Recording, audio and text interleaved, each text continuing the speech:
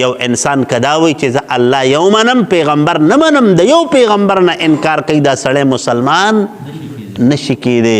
تمام انبیا به حق مني. مونږه تاسو چې دا ایمانیات وو که نه نو په دې ایمانیاتو کې مونږ وو آمنت بالله وملائکته وکتبه ورسله واليوم الآخر والقدر خيره وشره من الله تعالى والبعث بعد الموت. دا ایمانیات وای چې تجدید د ایمانم کېږي.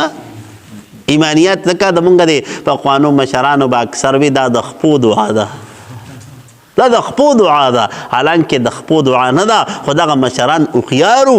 د رسول الله مبارک حدیث ته وایي زما په امت باندې به په آخر وخت کې داسې یو دور راشي سحر به مسلمانی ماښام به کافر شوی پته به ورته نه لګېدلي، ماښام به مسلمانی سحر به کافر شوی پته به ورته نه لګېدلي. نو زموږ د مشرانو وی چې پنځه واړه ټیمه کم از کم دغه ایمانیات وایي که نه نو دا کم از کم تجدید د ایمان به کېږي. حالانکه د خپو دعا څه ده؟